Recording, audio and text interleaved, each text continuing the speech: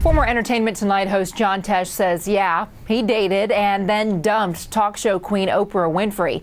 That confirms one of the juiciest details in celebrity biographer Kitty Kelley's new unauthorized biography of Oprah Winfrey. And Kitty Kelley joins me now. So here you have John Tesh confirming that detail. Can you describe what you learned about their relationship? They were reporters together, Contessa, when they were in Nashville. In a stunning revelation, celebrity biographer Kitty Kelley has ignited a firestorm with her latest book on Oprah Winfrey, detailing explosive claims that could change how we view the talk show titan forever. As tensions rise, it seems Kelley has just drawn a definitive line in the sand. Competing television stations. And at the time, that was during the 70s, and it was in the South, and an interracial relationship at that time was not only sensitive but kind of dangerous in Tennessee then. And I think that pressure finally got to John Tesh, and he did walk out.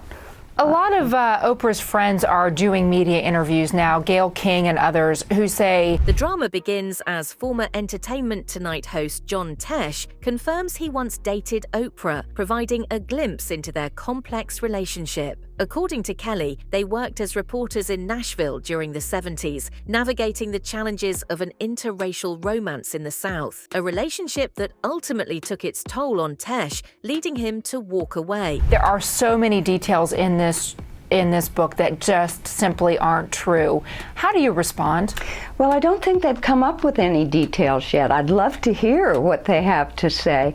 I do feel the presence of Oprah's ambassadors spreading out in the media, and that's quite understandable. She's the most powerful woman in broadcasting, probably the most idolized woman in the world. While some of Oprah's closest friends, including Gail King, are stepping forward to challenge Kelley's claims, Kelley remains unfazed. She highlights that the details in her book present an unfiltered perspective of Oprah, far removed from the polished public image we've come to know. I'm eager to hear their rebuttals, Kelley asserts, maintaining that her research provides a more candid view. And so, of course, the people who work for her are going to step forward, because this is a book that gives an unvarnished view of Oprah Winfrey, not the on-camera persona that we've seen for 25 years. And it's interesting, you say out of all the people that you interviewed for this book, you never got an interview with Oprah herself, and yet she's your primary source. She is my primary source. You're absolutely right. I gathered every interview that Oprah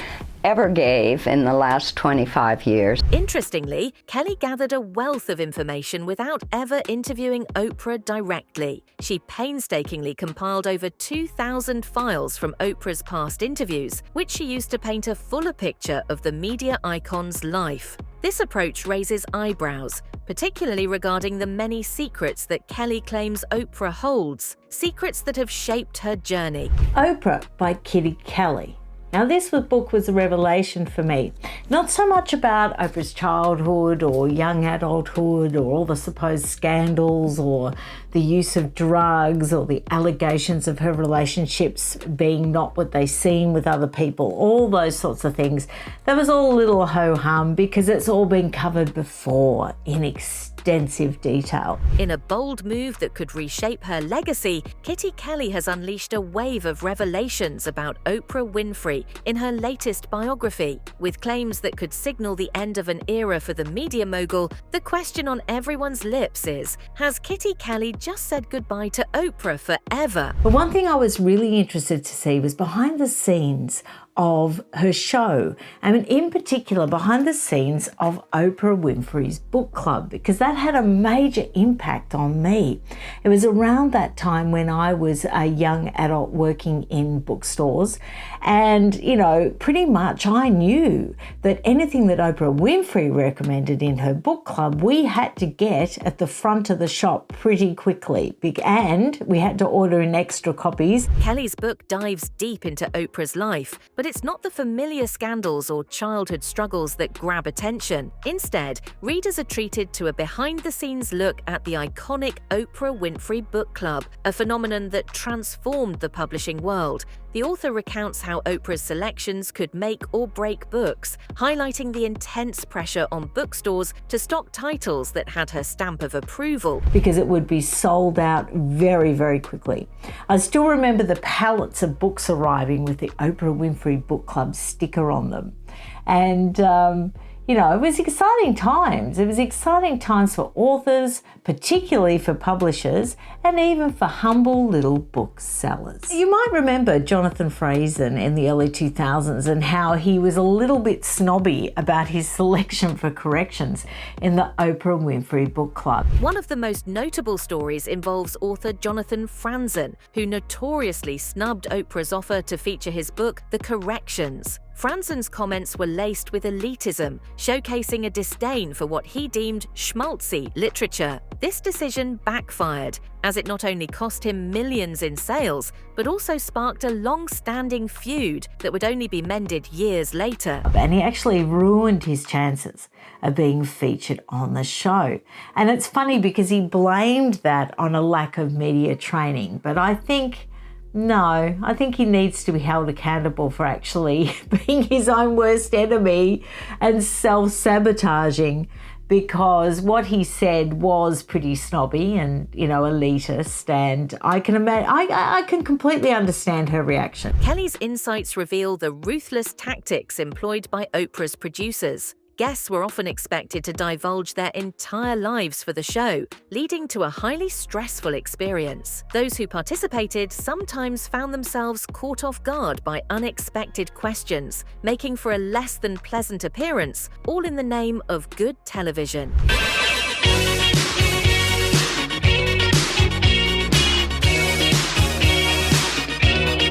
In a shocking turn of events, Kitty Kelley has taken aim at none other than Oprah Winfrey, suggesting that it might be time to bid farewell to the iconic media mogul. What does this mean for Oprah's legacy? Let's dive into the details. Go online and vote whether you think that's funny. Okay, really. go ahead, embarrass me. Discuss it. Come on. Let's discuss. No, we want you to discuss. We're not going to say a word. No, people are begging for these shirts. They're very affordable. $10. Ladies and gentlemen, $10. Don't make me beg.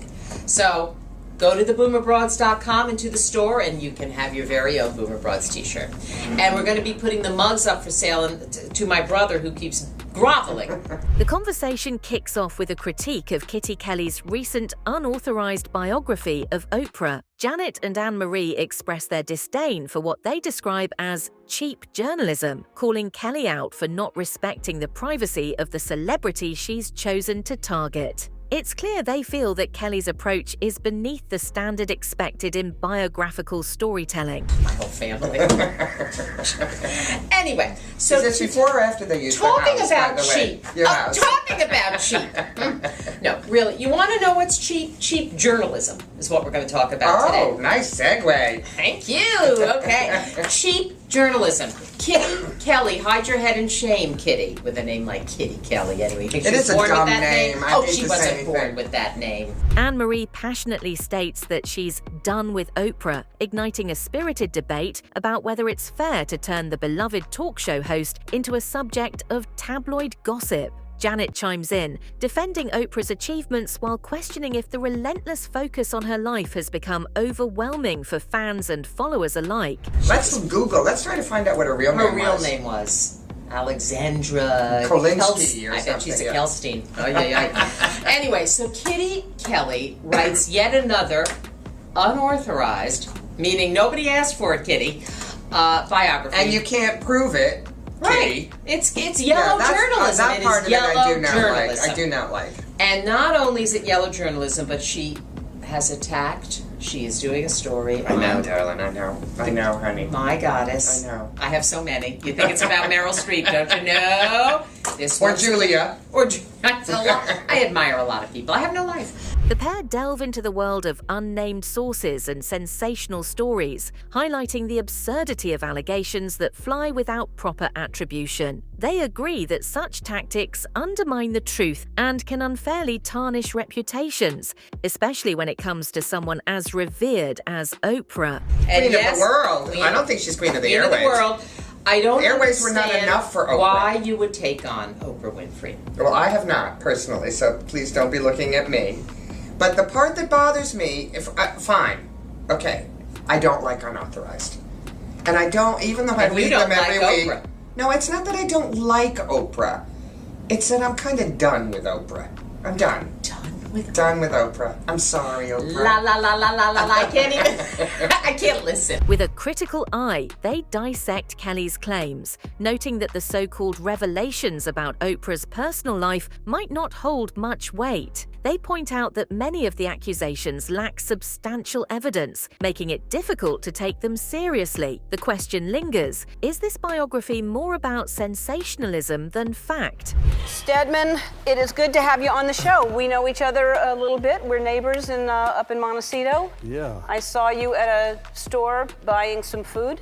In a jaw-dropping revelation, Kitty Kelley has taken aim at Oprah Winfrey, sparking speculation about the future of the media icon. Is this the end of Oprah as we know her? Let's unpack what Kelley has said and what it could mean for Oprah's legacy. Don't tell her.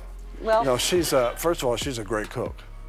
I mean, among other things, she loves to be able to go out and cook whatever she wants to cook. She's, Yeah. you know, it's kind of natural. It's a beautiful thing. right, but you were at a store buying some other stuff. Anyway, so, and we're going to get to the book. I want to talk about the book, but just real quickly with what's going on, you know, for a while there was a talk that Oprah was going to run for president. I know that she's not going to run, you know, but you think she would be a great president. Oh yes, you know, you can trust her. Number Yeah. one, she's smart. Yep. She has a photographic memory. The conversation begins with a critical look at Kitty Kelley's latest unauthorized biography of Oprah. The hosts expressed their outrage at Kelley's decision to publish without Oprah's consent, suggesting it reflects a troubling trend in journalism. They emphasized that this kind of sensationalism does little to honor Oprah's remarkable journey and achievements. She works very, very hard.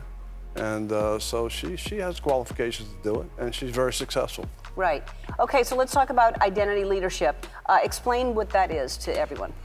Well, identity leadership is self-leadership, and it's based on the philosophy that you can't lead anybody else until you first lead yourself. So it really is focused on self-mastery, self-efficacy, self-empowerment. You know, it's the greatest thing I discovered for myself, to be able to work on myself so I can define myself as opposed to having the world define me. As the dialogue progresses, the hosts highlight a shift in public sentiment, with one declaring, "I'm done with Oprah." This statement stirs debate about whether it's fair to critique someone who has given so much to the public. They ponder whether it's time for a break from the relentless spotlight on her life. Right. And so how would you say you do that? Because basically you're talking about self-confidence, that you don't let somebody else veer your opinion or who. Yeah, you don't let someone else put you in the box. So what happens when you can't define yourself, the world defines you by your race, it defines you by your house, your car, your money, your title. It defines you by your gender and tells you can't make it because it's a man's world. And it's kind of socially constructed and designed to control your own development. Mm-hmm. And so I created this process that starts with identity. Diving deeper, they discuss the implications of Kelley's allegations, which lack substantial evidence. They question the credibility of sources that contribute to such narratives and point out the harm done when speculation replaces facts, especially regarding someone as beloved as Oprah. Oprah. Everyone's saying we got to put a woman on the ticket. They want to put a minority on the ticket. Wouldn't that be a good fit for her, you think? She's not political. In a shocking twist, Kitty Kelley has delivered a bold statement about Oprah Winfrey that might just change everything. Are we witnessing the end of Oprah's reign? Let's dive into the details and explore what Kelley has revealed. But you don't think she would at least take the call She's and at least good. listen? She could definitely do a great job. There's no question about it. But She's smart, she's creative. I know she great loves ideas. She's a hard worker. She's right, detailed. right. I know she is. You know, you can trust she's her. the best. Does she at least have to take the call and at least listen and hear him out She can and take consider? the call. She can be an advisor. How about that? She could be an advisor, but she wouldn't. You don't think she would at least consider if he said, "Hey, look, for the." In fact, she advises a lot of folks. The discussion kicks off with a provocative suggestion. Could Oprah Winfrey be the perfect choice for a vice presidential role? Some believe that with her charisma and dedication, she could bridge divides in a politically fractured nation. But is she even open to that idea? The speculation leaves many questioning whether Oprah would consider a political path or stick to her empowering roots. Because I know a lot of you know, suburban. Barack is in office today because of her. You think? No question. Absolutely. I agree with you. That's what I'm saying. I think she's one person. He was president of the United States because of her, and other people, but mostly because of her. Well, you think they're huge fans of each other. If he calls her up and he says, "Hey, look, Oprah, our country needs you right now more than ever. We're so divided." No question, she would serve in the capacity, but she's not political. As the conversation unfolds, the hosts weigh in on Oprah's reluctance to engage in politics. They argue that while she's undeniably influential, her true calling seems to lie in uplifting others rather than stepping into the political arena. Despite this, they ponder what would happen if the call came from the highest office. Would Oprah listen? I think she would be an awesome vice president. I think you'd have to consider her, right? Vice president, she would be a great president, but she's not political. Her role is to empower people all around the world. But that's why I'm saying vice president. Bigger than the president. The hosts also reflect on the unique connection Oprah has with the public. Some speculate that her compassionate approach could make her an incredible vice president. If someone like Barack Obama reached out, would Oprah feel the pressure to respond? They highlight that the idea of her in a political role has both supporters and skeptics, making it a topic worth debating. You Oprah Winfrey, you Tyler Perry. That cool motherfuckers, I said it, nigga, say it with me. You Oprah Winfrey. In a stunning turn of events, Kitty Kelley has dropped a bombshell that could change everything for Oprah Winfrey. What did Kelley say that has fans reeling? Let's break it down. I love that black raggedy bitch. I love that black simple-minded motherfucker. I love Oprah Winfrey's black ass. And we just need to bring her back to black. We need to bring that bitch back to motherfucking black. Are you an Oprah Winfrey fan? Yes. Okay, well, I'm not apologizing for any motherfucking thing I say. What's your name, brother? Bill. What did he say? Melvin. The controversy ignited when a comedian took the stage, delivering a fiery rant about Oprah and her longtime friend, Tyler Perry. She boldly declared that they need to reconnect with their roots and called for a return to authenticity, urging the crowd to chant along. Her words were both shocking and provocative, leaving many to wonder what this means for Oprah's public persona. We need you to help us bring that bitch back to black. I need you to bend her the over and fuck her like a Nashville, Tennessee nigga would and bring that bitch back to black. Oh, bitch, be quiet. You gonna get some money out of this shit. And every time you see fucking Oprah, you see fucking Gail. Best friends is what they say. I've never seen best friends like that. We ain't seen Stephanie in 30 motherfucking years. Who is loving Oprah Winfrey and Gail King? Each other! But we don't want to say the shit out loud because it's Oprah Winfrey. I'm too motherfucking old to be scared of this bitch. During her performance, the comedian didn't hold back, using inflammatory language to criticize Oprah and Perry, igniting a fierce debate about their identities and connections to the black community. With the crowd torn between cheers and hesitation, the atmosphere was charged with tension, reflecting the complexity of these discussions about race and representation. I'm too old to be intimidated by this bitch. I'm too old to hold the motherfucking truth. You know why I fuck with Oprah Winfrey, Melvin? Because that bitch tried to fuck with me privately. Well, I'm a public bitch. You tried to fuck with me behind closed doors. Bitch, open the door up. Ding dong, I'm gonna let your motherfucking ass in. Now, are you gonna fuck her or not?